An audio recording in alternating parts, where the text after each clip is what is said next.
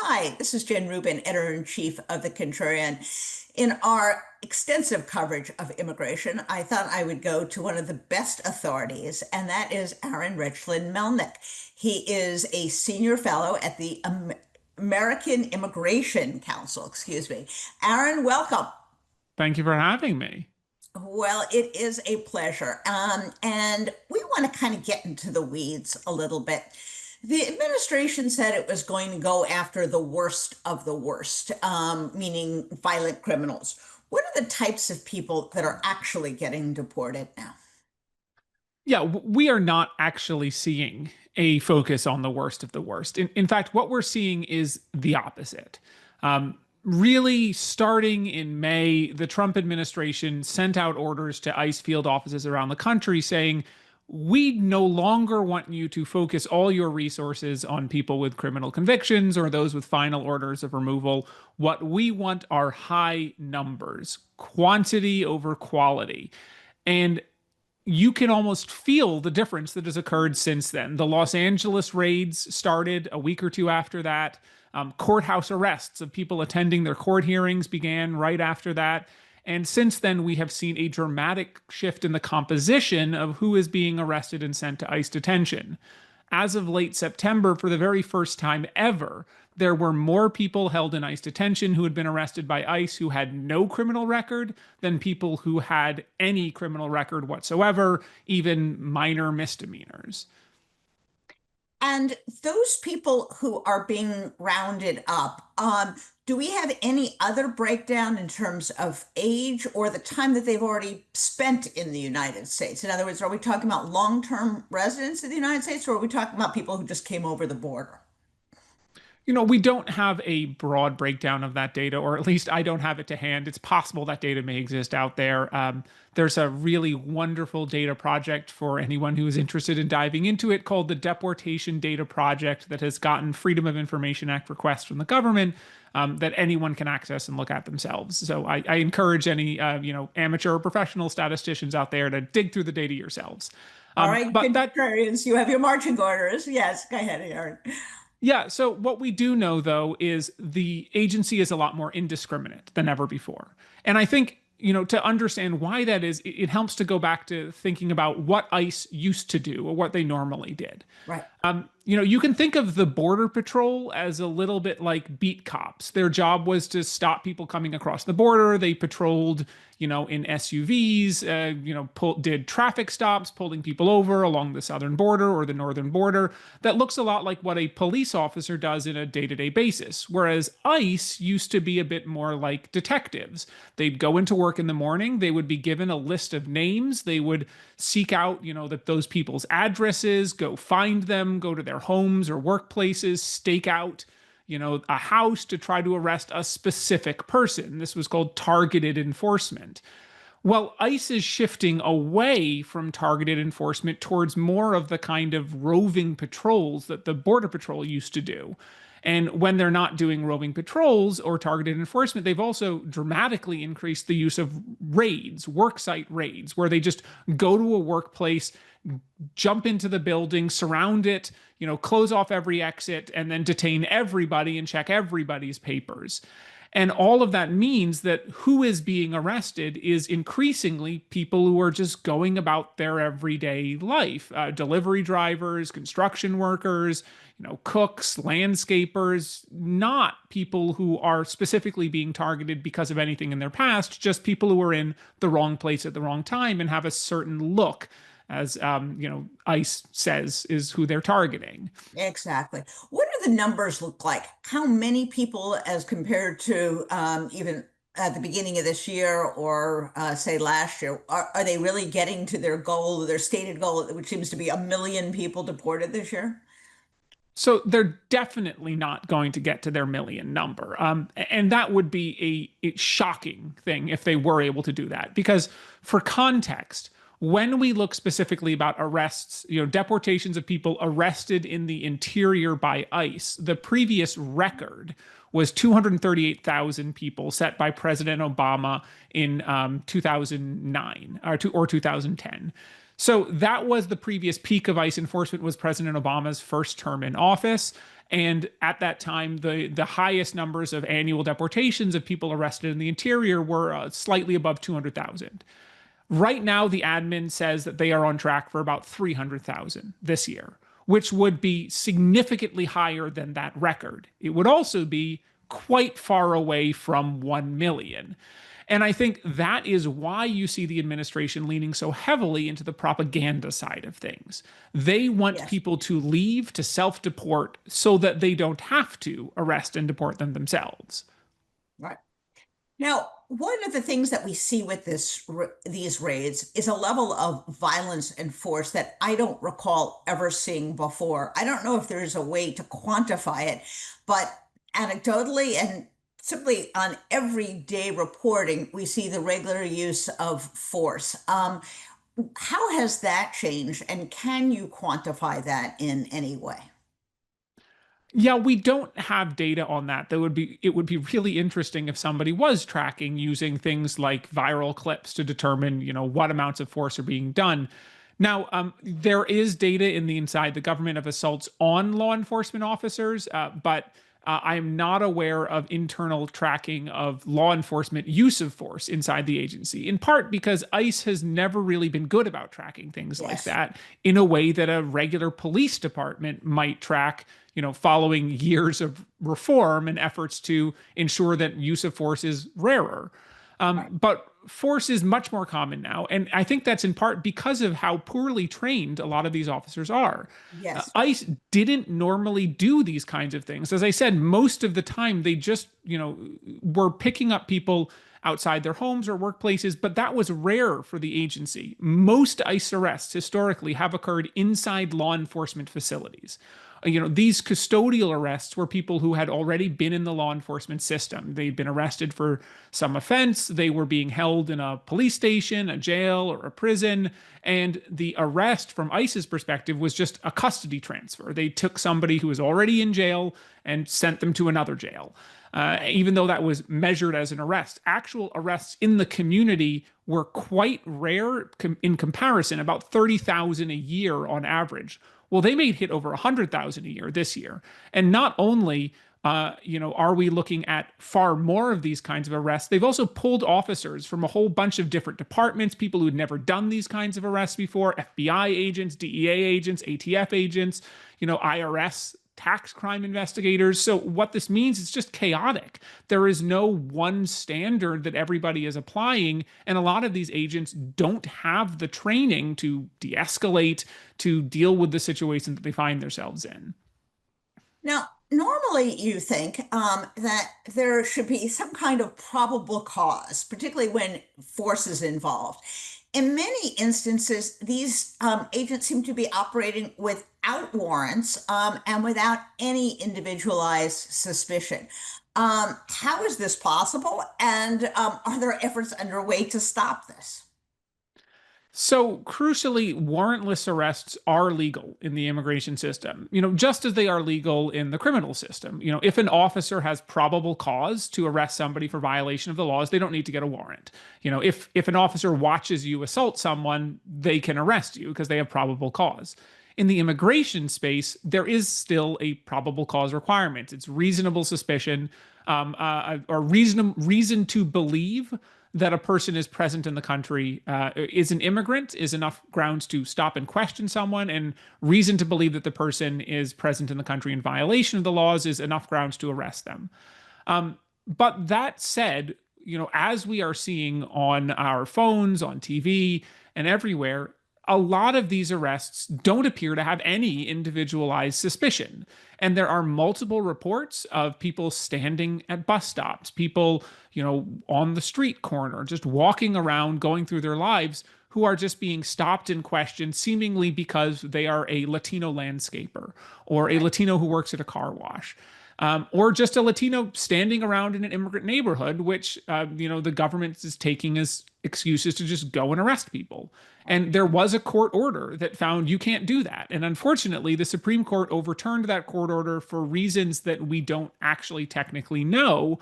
But what this means is that we're seeing a lot more so-called Kavanaugh stops, which Yes. is the nickname that has been given to these kinds of stops where Justice Kavanaugh said, well, it's not that big of a deal. If you are a US citizen, you just have to answer a few questions, then they'll let you go. But that's not always happening.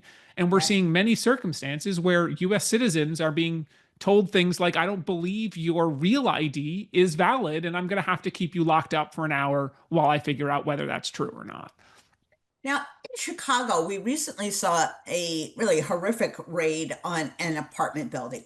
Even if there was particularized probable cause, reasonable suspicion for some individuals, they went into the entire building. They emptied everyone out. How is that possibly legal? And will there be legal challenges to that kind of operation? As far as I can tell, it's not legal. It seems blatantly unconstitutional to me. Yes. And I think particularly disturbing here is the fact that the federal government will not give out any warrants. When Reuters went to the federal government and said, did you have a warrant to do this and can we see it? The government responded and said, because we are declaring that this was a counterterrorism operation, we aren't going to let you know. That's right. Yes. They didn't even just say we won't let you see the warrants. They said we won't even let you know whether there were warrants. And this makes me very concerned because some of you might remember about 6 months ago when Trump first designated Tren de Aragua and a few other criminal gangs as so-called foreign terrorist organizations. Pam Bondi put out a memo suggesting that maybe they might not need warrants to go into people's homes, because they could claim that there was a national security exception to the warrant requirement, which, to my knowledge, does not exist. Right. So maybe they had warrants, maybe they didn't. But regardless, no warrant could authorize entering every single apartment, smashing down every door, and dragging every person out in handcuffs, which is what they did. Exactly. This cries out for some judicial oversight. Let's talk about the detention side of things. They are opening up these huge centers.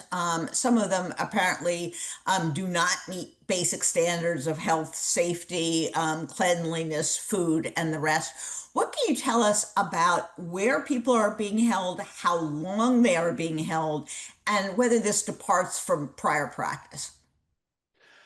Yeah, so I want to start with that last question because it's really important to talk about the prior practice. Immigration detention in the United States has been growing for years. As of the time that President Trump took office, there were already nearly 40,000 people in detention, and the system had peaked at about 55,000 people in detention in President Trump's first term.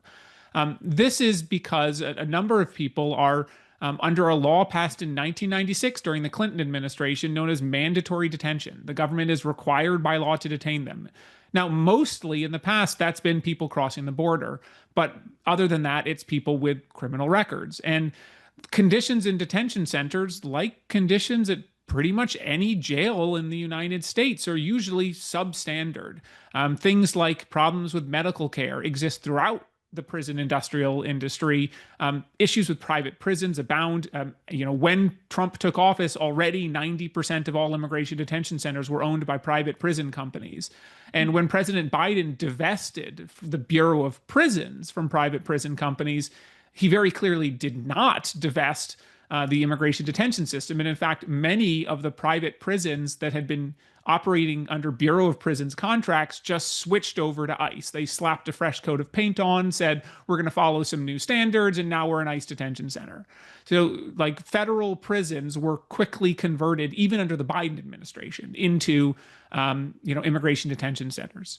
So Trump has taken that system and it is being supercharged. And it's being supercharged in part because Congress gave $45 billion to ICE to be spent through September 30th, 2029, all on detention. And that is going to let them have the detention system hit record levels. It's already hit record levels. It's already seen above 60,000 people held at any given time. And their goal is over 100,000 by the end of the year. Now, crucially, people in those detention centers, you asked how long are they held there? The Trump admin, a lot of people are really concerned about long-term detention, and long-term detention does happen. It is, especially if you choose to fight your case. If you want to go through the court process, you want to challenge it, you want to seek relief from removal, you're going to be detained for months. But the Trump administration would be perfectly happy to have no one in detention for more than a week, so long as they could just cycle those people through the deportation planes. So, I think fears of long-term concentration camps are really masking the real fear here is that they're just cycling people through detention with no due process and using the poor conditions in detention as a lever to get people to just give up. Got it. Now, one way to speed the process to avoid mass incarceration would be to hire a bunch of immigration judges. But the administration seems to have done the opposite. How does that fulfill their goal of getting people out of the country who shouldn't be? Don't you need more judges to process these cases? You do, but as I sort of just mentioned, if you convince people to leave on their own, if you throw somebody in a detention center and tell them you can fight your case, but it's going to be 8 months, you're going to be locked up here, you could just sign this paper and be out next week, then you don't need as many judges because you get people to give up. But yes, the Trump admin has been on a firing spree, a purge of the immigration courts. The Board of Immigration Appeals, which is the appellate body which sits above immigration courts. When Trump took office, there were 28 judges on the board. There are now down to 13, and 9 out of those 13 were appointed by Trump. Every single Biden appointee was purged from the Board of Immigration Appeals. So now every precedent that's being set is systematically biased in favor of, more aggressive enforcement. And at the actual trial court level, the immigration judges, more than 100 judges have already been fired or pushed out or been subject to reductions in force. Close to 150 have left since Trump took office. And it is not a coincidence that those judges are almost universally judges who had higher than average grant rates. So they are systematically stacking the deck against immigrants. And now they're actually bringing in JAGs. They have a plan right now this week, as of yesterday, on Monday, October 6th, 100 JAGs started training for a 6-week course before they become temporary immigration judges. The normal training is months long. And so they're getting an abbreviated training for cases that can decide life or death. And I have nothing against JAGs. I think a lot of them are very conscientious lawyers who will do the best that they can. But this is an incredibly complicated area of law, and they are being brought in with just 6 weeks of training. I also believe that there's something in the law someplace that says that military judges are not supposed to be operating in civilian courtrooms. So I'd be interested to see what the rationale for getting around that one is all about. One of the other things, and you talked about training, and perhaps one of the reasons we see such an escalation of force and these reports of really kind of belligerent behavior, is that they are on a mass hiring spree, and perhaps they're not hiring the best of the best, and the training for ICE agents has been drastically reduced. Talk to us a little bit about that and the kind of person who is now being equipped to go out in the community and really manhandle people. Yeah, so part of the One Big Beautiful Bill Act was enormous funding for hiring. In total, Congress gave $29.9 billion to ICE for increasing immigration enforcement, which included hiring. And while it didn't explicitly break out how much funding was supposed to go to hiring out of that $29.9 billion, we know that the admin wants to hire at least 10,000 new people, which would make ICE one of the largest federal law enforcement agencies in the entire country. If you break out, it would not be as large as the Border Patrol, which has about 20,000 agents on board, but it would be larger than the FBI. And so, when you look at that, we see that they are just trying to get as many bodies into the offices as they can into those roles. They have slashed recruitment standards. Now people who are in their 40s and 50s can get these jobs. They no longer require college degrees for many of these positions. The goal is just to get as many people in butts and seats as they can and out into the field. And that is going to mean even more chaotic enforcement operations because you don't have an institutional culture of accountability in a system like that. In fact, you have the opposite. You have an institutional culture of lack of accountability when you have a very clear directive from on high to just ramp up arrests as quickly as possible. And really, who cares about who you're picking up? The goal is numbers, not, actually targeting public safety threats. And you raise an issue about kind of professionalism and accountability. We have not previously had masked, unidentified people out on the streets, so that an ordinary individual might not even know someone was law enforcement as opposed to a criminal or a kidnapper or someone else. Um, how dramatic a shift of that from the past are we seeing? It's pretty unprecedented in this kind of enforcement.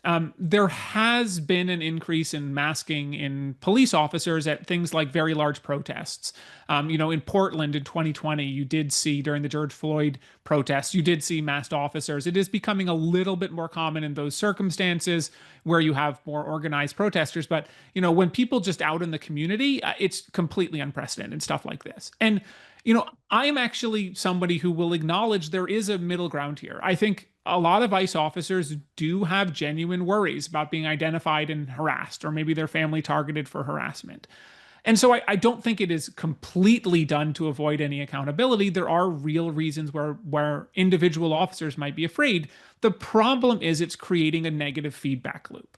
When the government is doing this, it is causing people to respond in outrage and horror because this isn't what they expect federal agents to act like.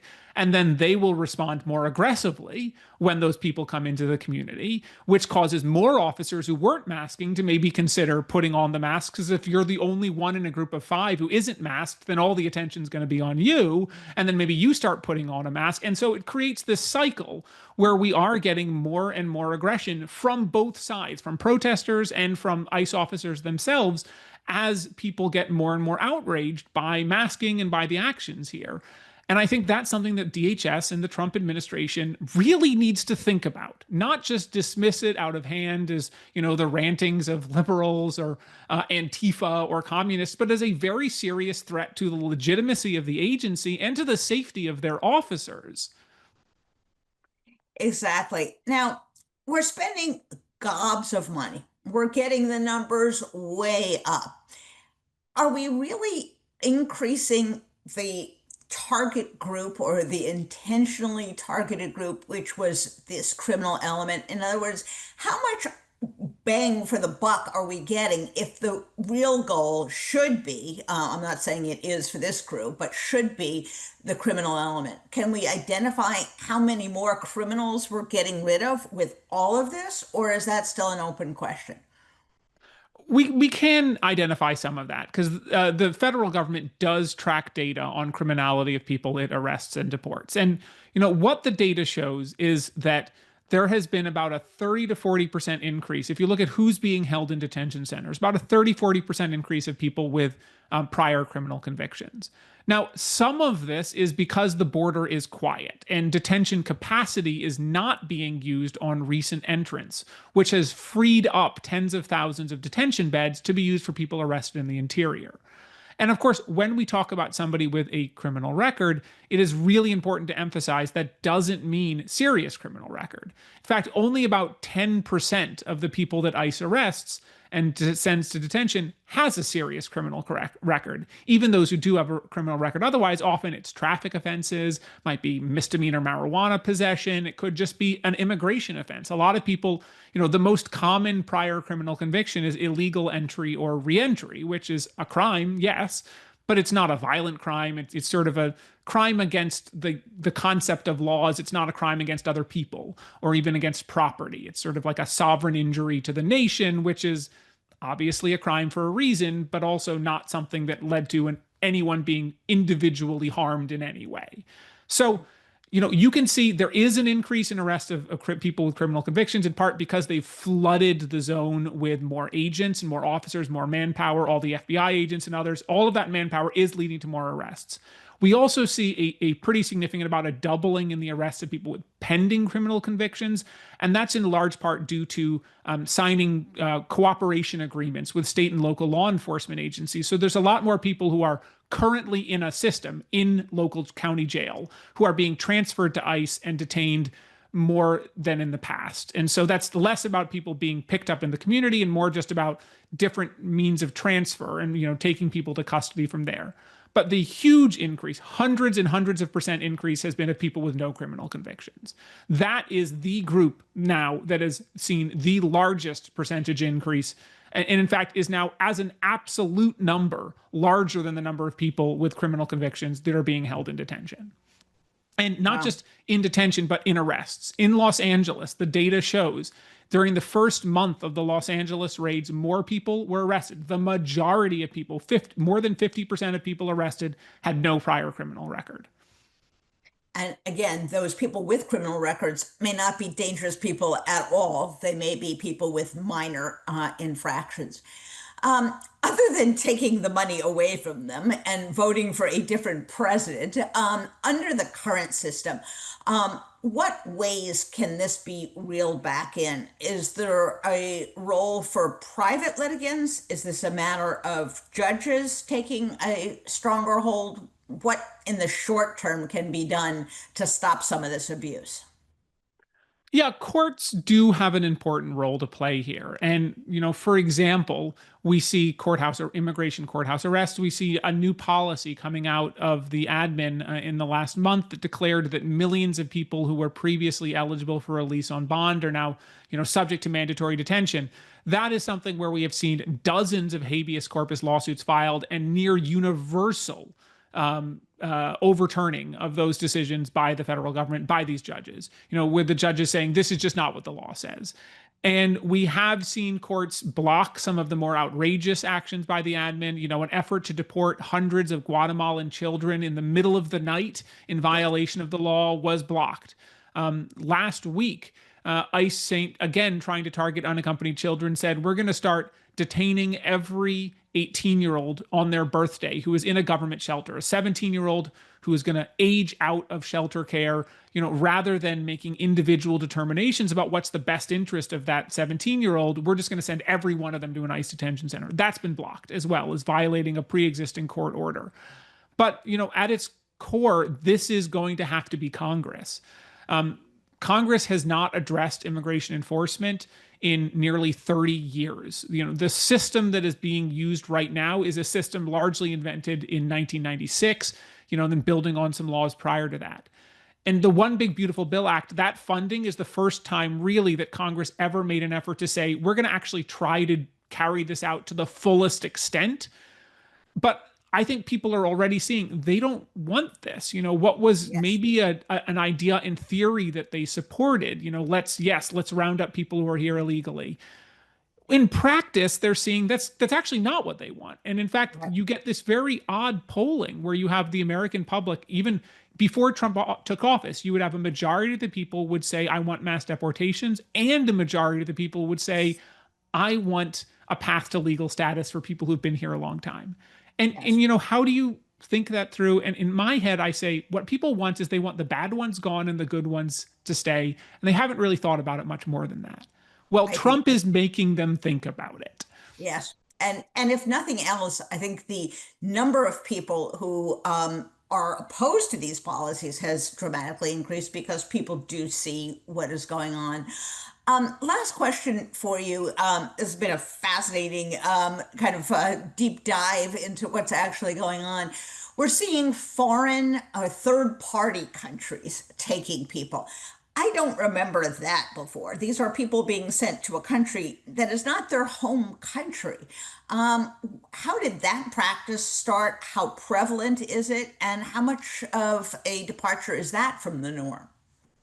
Yeah, you don't recall that happening in the past because in the past it happened only very rarely. Now, there are these things called safe third country agreements where you can sign deals to send certain asylum seekers to other countries, even ones they've never been before. But, we've really never seen those in operation in past behind a deal with Canada. So for 20 years, if you were somebody who flew into Canada Say you were from Uganda or some other random country around the world and you came to the US and you sought asylum and you'd been through Canada, we could send you back to Canada and say, apply for asylum in Canada.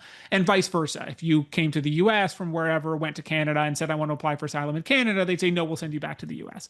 That was like one specific deal. But what we haven't seen really is the administration take a lot of people who they were having difficulty deporting and just send them to whatever random country will accept them.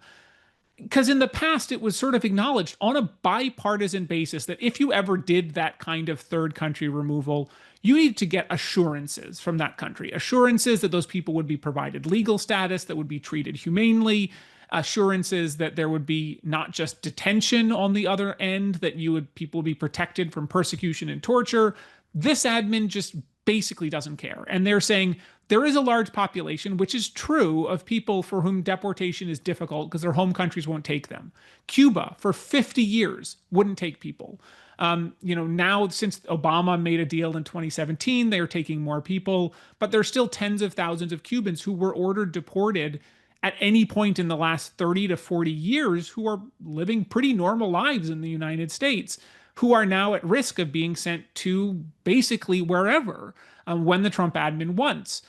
And that is a good example of what I've called the hidden weapons of immigration law, things that have been always possible, but no previous administration wanted to do it because it was so kind of transparently cruel, transparently inhumane. Whereas for this administration, that's just not a problem. If anything, it's Well, a feature, not a bug. I think that is exactly right. I think the system is designed for cruelty and for visual violence, which begets more enforcement and more militarization of our cities. Aaron, this has been an absolutely fascinating discussion, at least for me. I hope for our viewers. We're going to have you back as we figure out what's going on. And as more data comes in, it's going to be fascinating to see what is really going on and who is really being taken in and who is being forced to leave the country. So thank you so much. And thanks for all the work you do. Thank you, and happy to be back anytime.